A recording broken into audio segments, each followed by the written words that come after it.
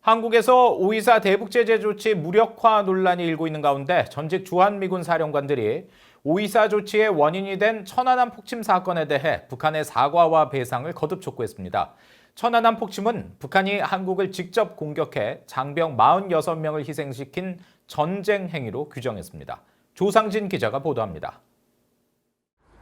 한국 정부가 5.24 조치의 실효성이 사실상 상실됐다고 밝히면서 미국의 한반도 전문가들 사이에서는 한국의 독자적 대북 제재 방안의 원인이 됐던 북한의 천안함 폭침 사건이 재조명되고 있습니다.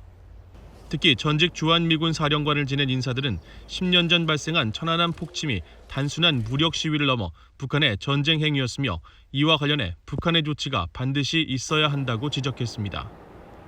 지난 2011년부터 3년간 한국에서 근무했던 제임스 서먼 전 주한미군 사령관은 한국 정부의 5.24 조치 해제 가능성 제기에 대해 북한은 한국 장병 46명을 희생시킨 천안함 폭침에 대해 먼저 사과해야 한다고 밝혔습니다.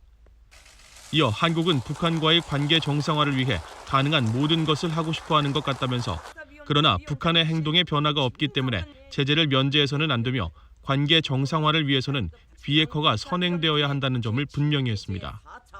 지난 2006년부터 2008년까지 재임한 버웰벨 전 주한미군 사령관은 천안함을 침몰시킨 것은 한국에 대한 북한의 전쟁 행위로 규정하면서 한국군 장병 46명이 목숨을 잃었다는 점을 거듭 강조했습니다.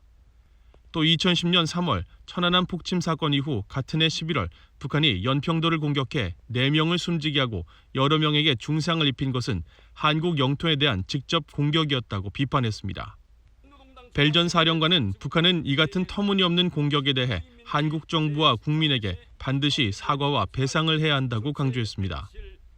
한미연합사 작전참모 출신인 데이비드 맥스웰 민주주의 수호재단 선임연구원은 한국 정부의 5.24 조치 실효성 상실 발언과 한국 내 시민단체의 남북협력 전면 재개 촉구, 또 일부 정치인들의 5.24 조치 실효성 상실 지지 입장 표명 등에 대해 나라를 위해 목숨을 바친 46명의 장병에게 무례를 범하고 모욕을 준 것이라고 비판했습니다.